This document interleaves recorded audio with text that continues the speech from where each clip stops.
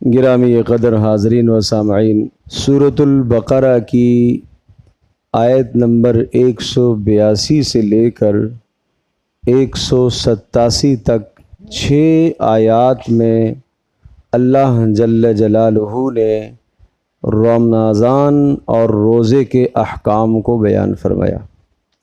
6 آیات میں پورا روزے کا نظام اللہ پاک نے ذکر فرمایا، اور روزے کے مقاصد کیا ہیں وہ بھی ذکر فرمائے، گنتی کتنی ہے یہ بھی تفصیل بتا دی، اور اسی طرح سے صاحب عذر جو آدمی معذور ہے اس کے لیے فدیت کا حکم بھی بتا دیا۔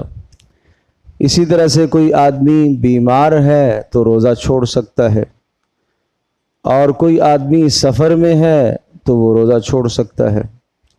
اور پھر رمضان المبارک کا وہ مقدس مہینہ جس میں اللہ نے قرآن کریم کو نازل فرمایا، اور پھر فرمایا کہ جب رمضان کا مہینہ تم پالو تو پھر تمہیں لازمی روزہ رکھا کرو۔ ہاں، اگر کوئی بیمار ہے یا سفر پر ہے تو اس وقت نہیں رکھ سکتا تو بعد میں رکھ دیا کرے۔ اور پھر فرمایا کہ اللہ تبارک تعالی یہ سارے احکام بتا کر تمہارے لیے آسانیاں پیدا کرنا چاہتا ہے۔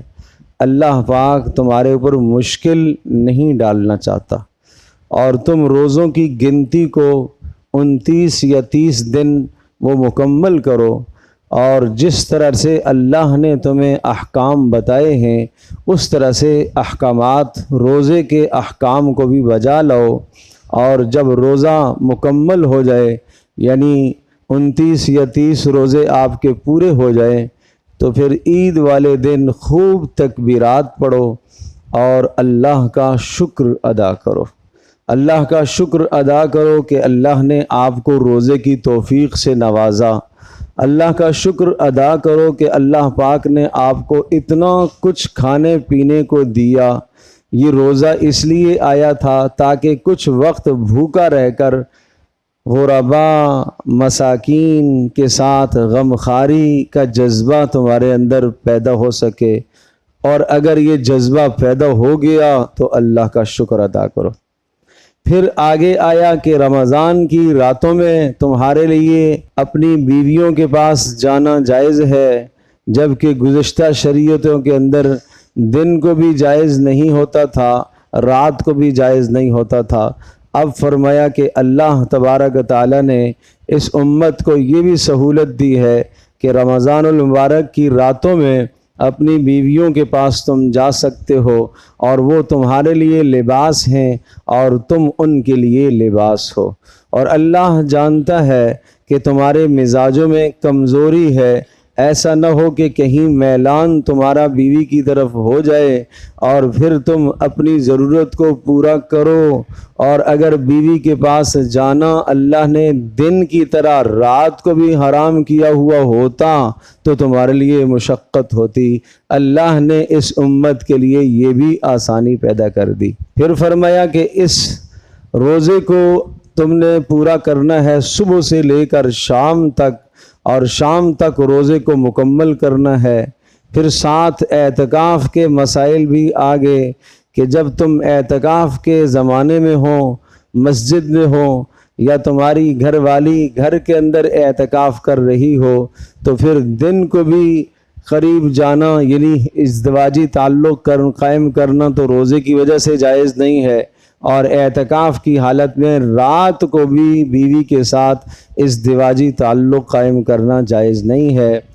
پھر فرمایا یہ اللہ کی حدیں ہیں، ان کے قریب نہ جانا، اس لیے کہ قریب جاؤ گے تو حدوں کو چھو لو گے، اور حدوں کو چھو لو گے تو پھر حدوں کو پار کر دو گے تو اللہ کی بڑی نافرمانی ہو جائے گی، اس کا خیال رکھنا۔ یہ سارے احکام اس لیے دیے تاکہ تمہارے اندر تقوی پیدا ہو جائے۔ یہ تھے روزے کے مضامین کا خلاصہ۔ ان 6 آیات میں سے 5 آیات کا خلاصہ میں نے آپ کے سامنے ذکر کیا۔ اب بیچ میں ایک آیت آئی ہے، اس آیت میں ہے اس آیت میں روزے سے بالکل ہٹ کر مضمون ہے، ایک دوسرا مضمون ہے، لیکن اسی کے درمیان میں ہے۔ کل یہ 6 آیات ہیں، ان 6 آیات میں سے 5 روزے کے احکام کو ذکر کر رہی ہیں، اور ایک آیت بینہ ایک الگ موضوع کو بیان کر رہی ہے، اور محسوس یہ ہوتا ہے کہ اس الگ موضوع کا بھی روزے کے ساتھ بڑا گہرا تعلق ہے، گو کہ وہ دیکھنے میں الگ موضوع ہے لیکن بہرحال روزے کے ساتھ اس کا بہت گہرا تعلق ہے، اس لیے درمیان میں اس موضوع کو ذکر فرمایا۔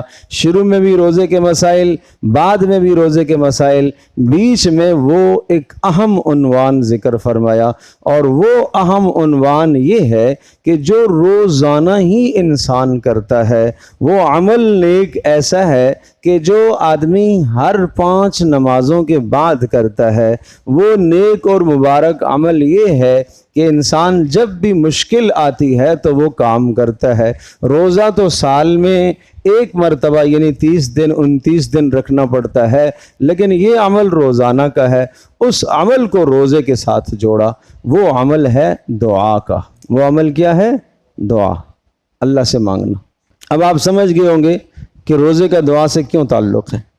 سحری میں بھی قبولیت، افطاری میں بھی قبولیت، آسمان سے فرشتے بھی اتر آئے جو آپ کی دعاؤں پر آمین بھی کہہ رہے ہیں، اور سحری میں بھی اللہ کی رحمت متوجہ سارے کے سارے رمضان کی ساری راتوں میں شروع سے لے کر آخر تک اللہ تبارک و تعالیٰ آسمان دنیا پر اپنی شان کے مطابق ہے، ورنہ عام پورے سال میں کیا ہوتا ہے؟ رات کے آخری حصے میں اور رمضان میں ہر رات میں پوری رات اللہ کی یہ رحمت برستی رہتی ہے، اور یہ سوال ہوتا رہتا ہے کہ کوئی مانگنے والا ہے، کوئی سائل ہے، کوئی بخشش والا ہے، کوئی روزی چاہنے والا ہے، کوئی رزق مانگنے والا ہے، کوئی توبہ کرنے والا ہے۔ یہ پوری رات آوازیں لگتی رہتی ہیں۔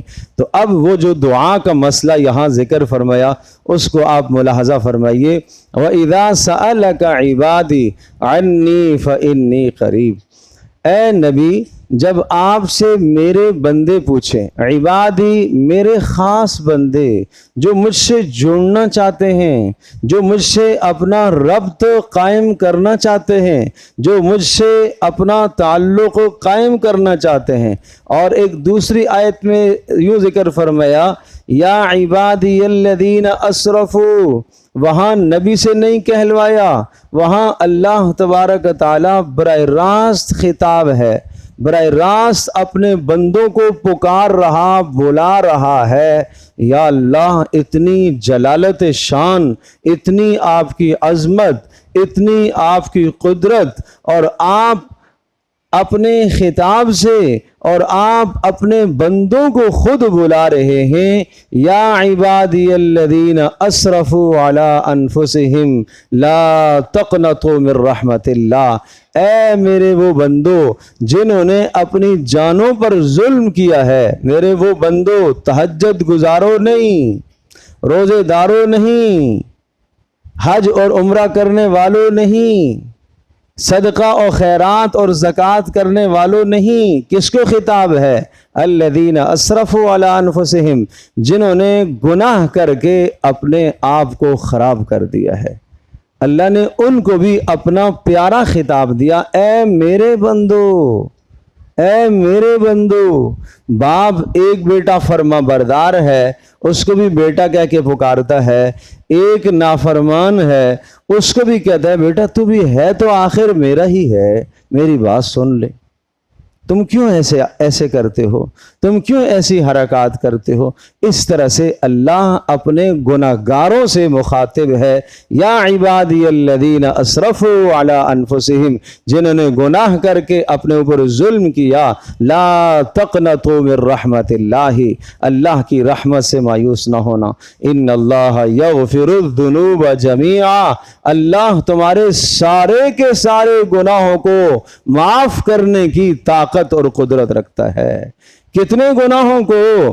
فرمایا اگر لو بلغت ذنوبک عنان السماء ثم استغفرتنی غفرت لک ولا ابالی، اگر زمین کے اندر آپ کے گناہ اتنے ہو جائیں، زمین سے پھیلتے پھیلتے پھیلتے زمین کے کناروں میں پہنچ جائیں اور آسمان اور زمین کے بیچ کی فضا گناہوں سے بھر جائے، اور اتنی گناہ بھر جائے، اتنے گناہ بھر جائیں کہ آسمان بھی تیرے گناہوں سے چھپ جائے، چاند سورج ستاروں کو بھی چھپا دیں تیرے گناہ، جیسے گہرے بادل چھا جاتے ہیں آسمان پر اور چاند سورج ستارے نظر نہیں آتے، اس طرح سے اگر تیرے گناہ شکل میں نظر آنے لگ جائیں اور بادلوں کی طرح ہو جائیں اور کالی گھٹاؤں کی طرح بن جائیں، اگر پھر بھی تو میرے پاس آ کر مجھ سے ایک مرتبہ سچے دل سے توبہ کر لے گا اور معافی مانگ لے گا تو میں تیرے سارے گناہوں کو معاف کر دوں گا۔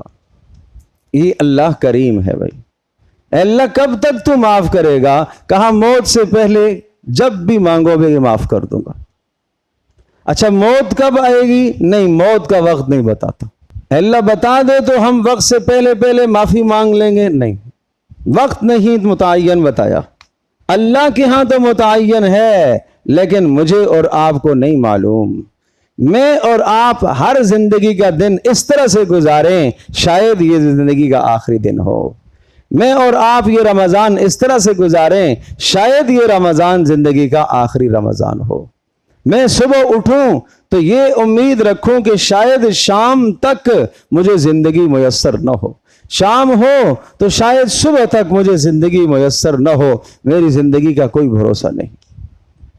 اس طرح سے ہر وقت اللہ سے اپنے گناہوں کی معافی مانگتا رہے بندہ، ہر وقت اپنے گناہوں کی اللہ سے معافی مانگتا رہے اور اللہ سے دعائیں مانگتا رہے۔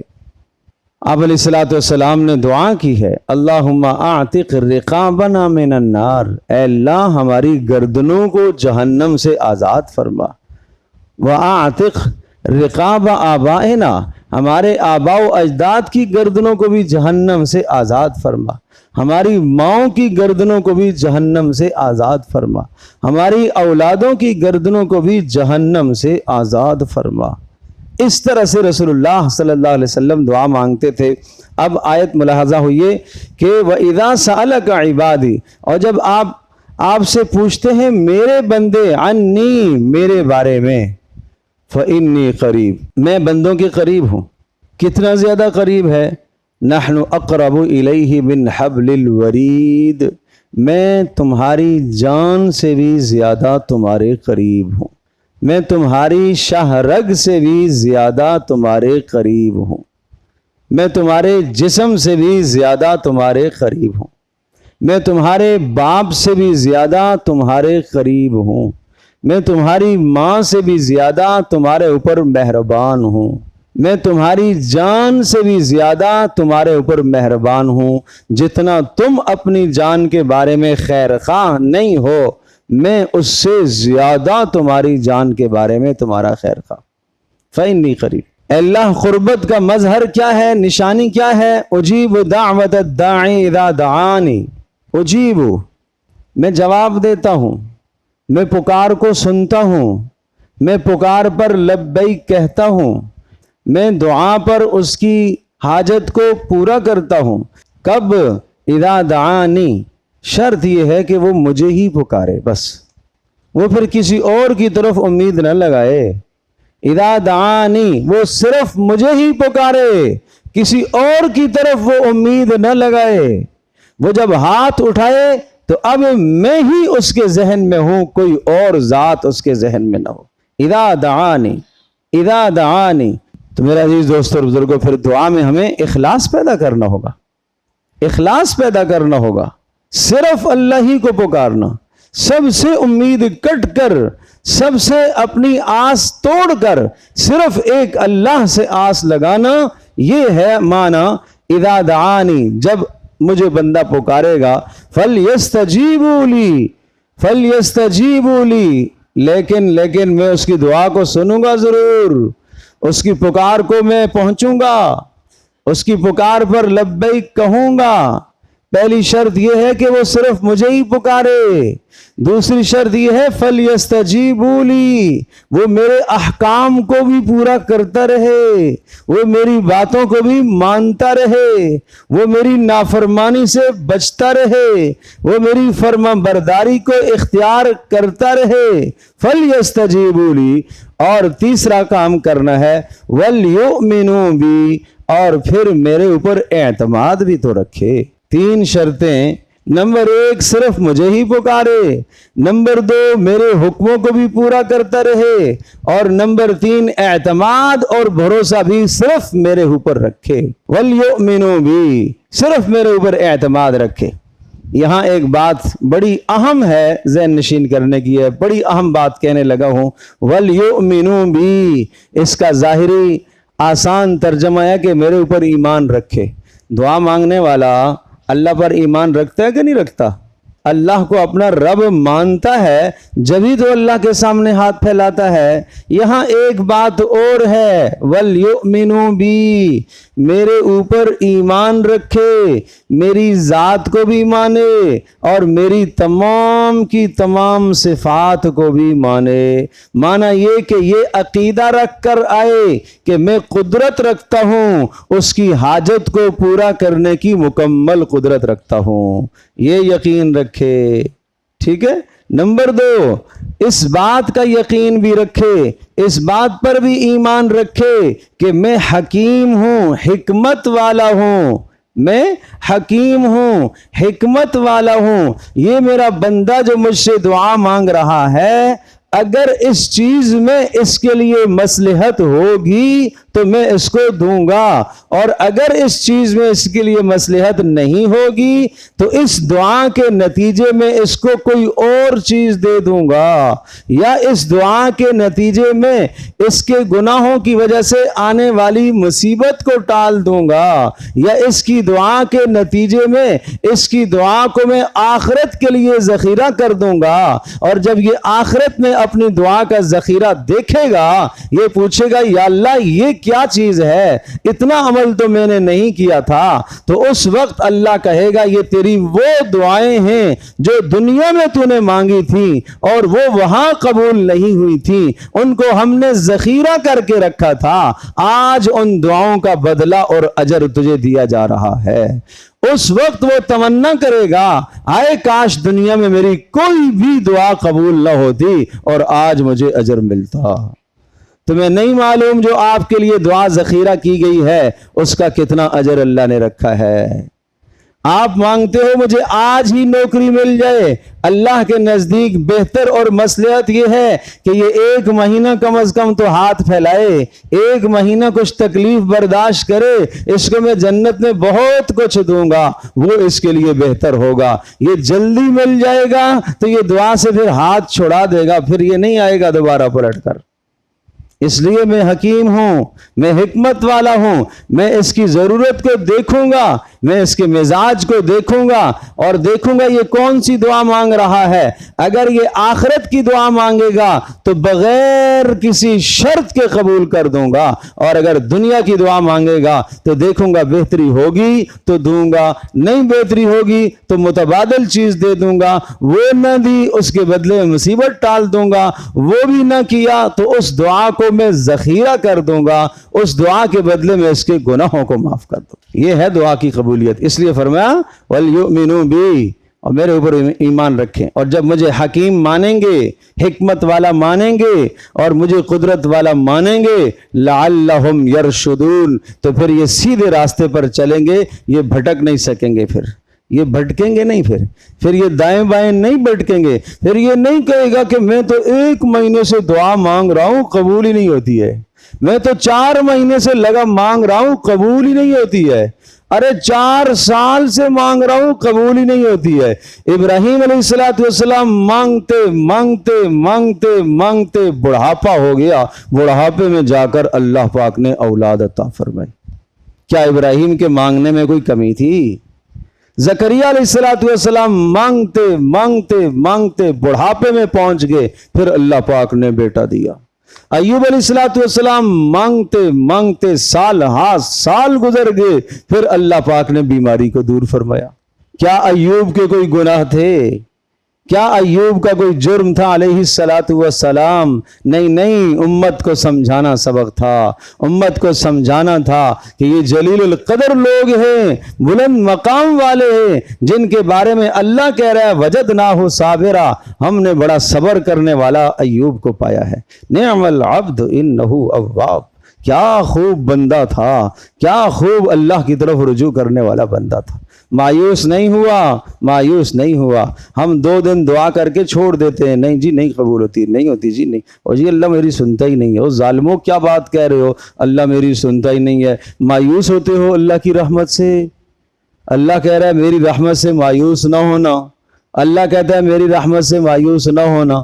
ہاں محنت کرو دعا میں، آداب بجا لاؤ، تو اس لیے فرمایا تو یہ 3 شرطیں ہیں۔ نمبر 1 صرف مجھے ہی پکاریں، اور نمبر 2 میرے احکام کو پورا کریں، اور نمبر 3 میرے اوپر بھروسہ کریں، میرے اوپر ایمان رکھیں کہ میں ان کی دعا کو قبول کروں گا، میں ان کی محنت کو ضائع نہیں ہونے دوں گا، میں ان کی محنت کو ضائع نہیں کروں گا۔ تمہارا بیٹا وہ تمہارے سامنے محنت کرتا ہے تو آپ چاہتے ہو اس کی محنت ضائع نہ ہو، تو اللہ کو کیا اپنے بندے سے پیار نہیں ہے؟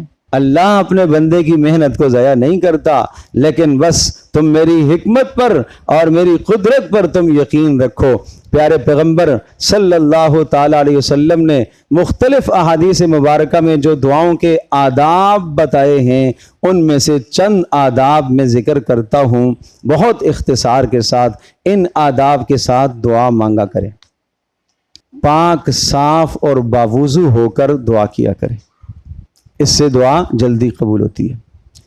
پاک صاف باوضو ہو کر۔ نمبر 2 قبلے کی طرف رخ کر کے دعا مانگا کریں، قبلے کی طرف رخ کر کے۔ عام حالات میں کوشش فرمایا کریں قبلے کی طرف رخ کر کے۔ مسجد میں جب آپ کو دعا مانگنی ہے تو قبلے کی طرف رخ کر لیا کریں۔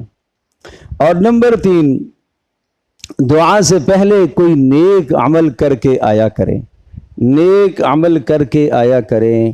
اگر وہ دعا آپ کی دنیا کے کام سے متعلق ہے نا، تو کسی مسلمان کی کچھ مدد کر کے آ جایا کرو، کچھ مالی مدد، جانی مدد، زبانی مدد، جو کچھ ہو سکتا ہے۔ کیوں؟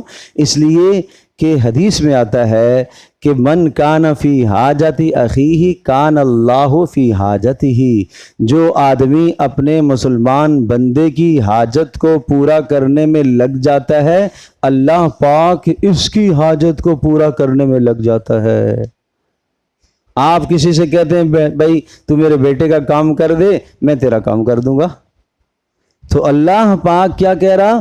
تو میرے بندے کی حاجت کو پورا کر دے، میں تیری حاجت کو پورا کر دوں گا۔ اس لیے کوئی نیک کام کر کے آیا کرو۔ دو زانوں ہو کر بیٹھنا یہ دعا کے آداب میں سے ہے، اگر ہو سکے تو دو زانوں ہو کر بیٹھ جایا کرو۔ نمبر 5 دعا شروع کرنے سے پہلے اللہ کی حمد و ثنا کیا کرو۔ اللہ کی حمد و ثنا کیا ہے؟ سورۃ الفاتحہ یہ ساری اللہ کی حمد و ثنا ہے، یہ پڑھ لیا کرو۔ لا الہ الا اللہ وحدہ لا شریک لہ لہ الملک و لہ الحمد یحیی و یمیت وہو علی کل شیء قدیر، یہ پڑھ لیا کرو۔ سبحان اللہ والحمد للہ ولا الہ الا اللہ واللہ اکبر ولا حول ولا قوۃ الا باللہ پڑھ لیا کرو۔ اور سورہ اخلاص پڑھ لیا کرو۔ اللہم انی اسألک بانی اشہد انک انت اللہ لا الہ الا انت الاحد الصمد الذی لم یلد ولم یولد ولم یکن لہ کفوا احد، یہ آپ نے دعا کے شروع میں پڑھا۔ اللہم انی اسألک، اے اللہ آپ سے سوال کرتا ہوں۔ اللہ اکبر۔ اللہم انی اسألک بانی اشہد، اس لیے کہ میں گواہی دیتا ہوں، انک انت اللہ، اے اللہ تو ہی اللہ ہے، لا الہ الا انت، تیرے سوا کوئی عبادت کے لائق نہیں، الاحد الصمد، اے اللہ تو اکیلا ہے، اے اللہ تو بے نیاز ہے، لم یلد ولم یولد، باپ کے سلسلے سے تو پاک ہے، اولادوں کے سلسلے سے تو پاک ہے، ولم یکن لہ کفوا احد، اے اللہ تیرا ہم ثانی، اے اللہ تیرا ہم مثل، تیرا ہم سر، تیری برابر کا، تیرے ٹکر کا اے اللہ کوئی بھی نہیں ہے کائنات میں، تو ہی تو ہے، یہ سب اللہ کی حمد ہے۔ یہ اللہ کی حمد کرو اور پھر اس کے بعد درود شریف پڑھو. درود شریف جس دعا کے اول میں اور آخر میں درود شریف پڑھا جاتا ہے وہ دعا رد نہیں ہوتی. عجیب عجیب کلمات ہیں اللہ کی حمد و ثنا کے جو رسول اللہ صلی اللہ علیہ وسلم پڑھا کرتے تھے, ہمیں تو آتے ہی نہیں ہیں. اللہ کے نبی کیا کیا کلمات پڑھتے تھے, کیا کیا خوب کلمات کہتے تھے. سبحان اللہ سبحان اللہ. اللہم لک الحمد انت قیم السماوات والارض ومن فیہن. اے اللہ ساری تعریفیں تیرے لیے, تو آسمانوں کو اور زمینوں کو قائم کرنے والا ہے. اللہم لک الحمد انت نور السماوات والارض ومن فیہن. اے اللہ ساری تعریفیں تیرے لیے, آسمانوں اور زمینوں کا نور تو ہی ہے. اللہم لک الحمد انت خالق السماوات والارض. اے اللہ تو ہی آسمانوں زمینوں کا خالق ہے. اللہم لک الحمد انت فاطر السماوات والارض. اے اللہ زمین و آسمانوں کو اول سے بھی تو ہی پیدا کرنے والا ہے. اللہم لک الحمد انت الحق. اے اللہ تو حق ہے, تو برحق ہے. واللقاؤک حق. اے اللہ قیامت برحق ہے. والنبیون حق. اے اللہ نبی بھی سارے کے سارے برحق ہیں. ومحمد صلی اللہ علیہ وسلم حق. اور محمد صلی اللہ علیہ وسلم بھی برحق ہیں. والجنت حق. جنت بھی تیری برحق ہے. والنار حق. اے اللہ جہنم بھی تیری برحق ہے. یہ اللہ کی حمد و ثنا آپ کرتے تھے. ایک آدمی آیا بدو, یہ دعا کر رہا ہے, دعا کے شروع میں اللہ اکبر, وقت ہی ختم ہو جاتا ہے, بات پوری ہو نہیں پاتی. پھر میں کوشش کرتا ہوں جب بات شروع ہوتی ہے تو ایک سے ایک بات. اب یہ اللہ کی حمد و ثنا کے کلمات جو حدیث میں آئے ہیں, ایک اعرابی آیا اور ایک کنارے میں بیٹھ کے دعا مانگ رہا ہے, اللہ سے مانگ رہا ہے. ہائے ہائے, اللہ کرے مجھے اور آپ کو مانگنا آ جائے اللہ سے. بھائی اپنی زبان میں مانگنا آ جائے. بھائی اے اللہ تو نے مجھے یہ دیا, اے اللہ تو نے مجھے گھر بھی دیا, اے اللہ تو نے اولاد دی ہیں, اے اللہ تو نے سواریاں دی ہیں, اے اللہ تو نے مجھے میرے اعضاء ٹھیک ٹھیک بنائے. یہ باتیں کرنی ہیں اللہ سے, یہ باتیں کرنی ہیں. لیکن جس سے محبت ہوتی ہے اس سے گھنٹے گھنٹے آدمی بات کرتا ہے, بات ختم نہیں ہوتی, وقت ہی ختم ہو جاتا ہے. رات کو کوئی محبوب چاہنے والا مل گیا, اور دوست کو جب مل جاتا ہے جناب, رات کو جناب چیٹنگ کرتے ہیں ہمارے دوست بچے جوان, تو ساری رات بیت جاتی ہے, وقت ہی ختم ہو جاتا ہے. اللہ سے جس کا تعلق ہو اس کی دعا ختم نہیں ہوتی میرے پیارو, اس کی دعا ختم نہیں ہوتی. اس کا وقت ختم ہو جاتا ہے, اس کی دعا ختم نہیں ہوتی. فاطمہ رضی اللہ تعالیٰ عنہا فرماتی ہیں, اتنی چھوٹی رات اللہ تو نے بنائی ہے, تجھ سے مناجات اور بات چیت پوری ہوتی ہی نہیں کہ رات ختم ہو جاتی ہے. ایسے تھے وہ لوگ. جس آدمی کو یہ دیکھنا ہو اس کا اس کے رب کے ساتھ کتنا تعلق ہے, وہ دیکھ لے. یہ معیار ہے, معیار ہے اس کا دعاؤں میں کتنا جی لگتا ہے, اس کا اپنے رب سے تنہائی کا تعلق ہے, یہ نشانی ہے. تو وہ اعرابی آیا اور یہ دعا مانگ رہا ہے, اللہم لک الحمد انت قیم السماوات. اللہم لک الحمد, اے اللہ ساری تعریفیں تیرے لیے ہیں. اللہ اکبر. اے اللہ ساری تعریفیں. نحمدک یا من لا تراہ العیون. اے اللہ تیری تعریف کر رہا ہوں, آنکھیں تجھے دیکھ نہیں سکتی. ولا تخالطہ الظنون, خیالات میں تو آتا نہیں ہے. ولا یصفہ الواصفون, ساری دنیا کے انسان تعریف کرنے والے تعریف کرتے رہیں, تیری تعریفیں پوری نہ ہوں. ولا یخش الدوائر, زمانے کی گردشوں سے جو پاک ہے, جو سردی گرمی سے پاک ہے, سردی گرمی سے ڈرتا نہیں ہے, موسم خزاں سے ڈرتا نہیں ہے. ولا یخش الدوائر یعلم مساقیل الجبال, او ساری دنیا کے پہاڑوں کا بوجھ کتنا ہے تو جانتا ہے. ومکائیل البحار, ساری دنیا کے سمندروں کے پانی کے قطرے کتنے ہیں تو جانتا ہے. سبحان.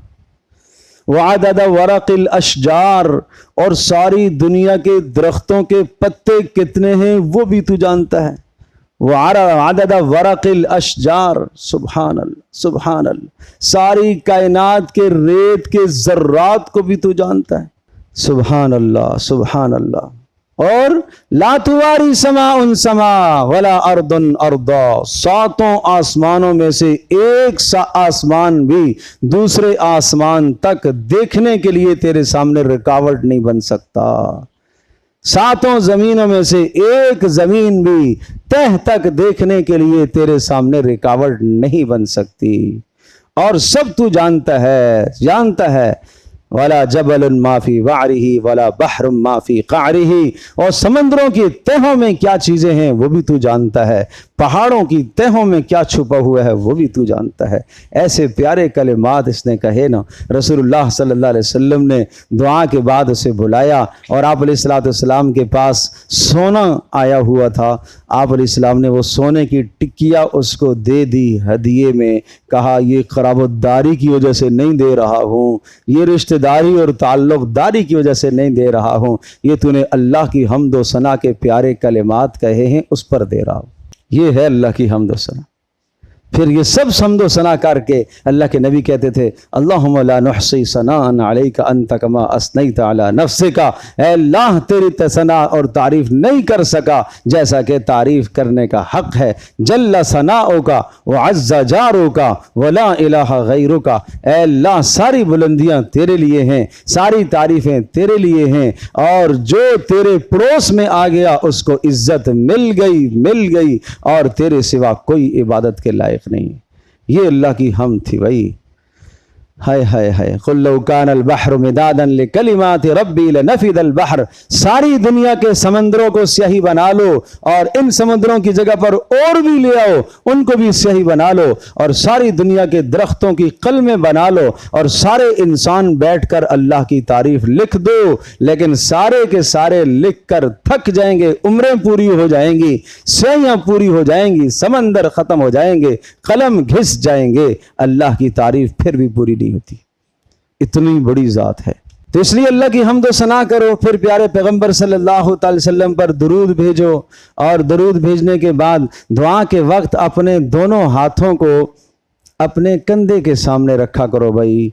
और हदीस पाक में साफ साफ है दुआ की के वक्त हथेलियों का रुख आसमान की तरफ किया करो। हम यूँ दुआ करते, ऐसे दुआ करते हैं, ये क्या दुआ है? कोई यूँ कर रहा होता है, कोई यूँ कर रहा होता है, कोई यूँ कर रहा है, पता नहीं कैसे कैसे हाथ उठाते हैं मेरे प्यारो। भाई ये तरीक़ा है कि आपकी हथेलियों का रुख आसमान की तरफ हो, ऐसा लग रहा हो कि आप किसी से भीख मांग रहे हैं, आप अल्लाह से भीख मांग रहे हैं, आप अल्लाह से भीख मांग रहे हैं। जब फ़कीर को आप देंगे तो फ़कीर आपके सामने यूँ हाथ तो नहीं रखेगा, वो तो यूँ हाथ रखेगा, वो ज़्यादा से ज़्यादा हाथ रखेगा कि जितना ज़्यादा आ सके। बाज़ उलमा ने ये तक लिखा है थोड़ा सा वक्फ़ा करो, बीच में वक्फ़ा करो। वक्फ़ा करने का मतलब क्या है? जब आदमी कोई बड़ी चीज़ उठाता है ना तो थोड़ा सा हाथों में गैप होता है। तो मैं अल्लाह की बहुत बड़ी रहमत आने वाली है, उसको मैं लेने के लिए ये कभी आप अलैहिस्सलाम ने ये भी हाथ किए, कभी इस तरह से भी किए। ये तरीक़ा है, इस तरह से अल्लाह के सामने हाथ फैलाओ। और फिर इसी तरह से दुआ में तकल्लुफ़ न करो, दुआ के प्यारे अल्लाह के नाम याद करो, या अल्लाह, या रहमान, या वहाब, या रज़्ज़ाक़, या फ़त्ताह। जो अल्लाह के नाम आपको याद हैं उन नामों के ज़रिए से अल्लाह से मांगो। दुआ में इल्हाह और जारी करो, तज़र्रुअ आजी करो, रोने की शक्ल बनाओ, नहीं रोना आ रहा रोने की शक्ल बनाओ, गिड़गिड़ाने की शक्ल बनाओ, और किसी गुनाह की दुआ न करना। और इसी तरह से जनाब, इसी तरह से दुआ में ऐसी चीज़ महाल चीज़, नामुमकिन चीज़, या यूँ समझ लीजिए जो बंदों से मांगी जाती है, इस किस्म की चीज़ें नहीं। अल्लाह से बड़ी चीज़ें मांगो, बड़ी चीज़ें मांगो, पुर उम्मीद होकर अल्लाह से मांगो।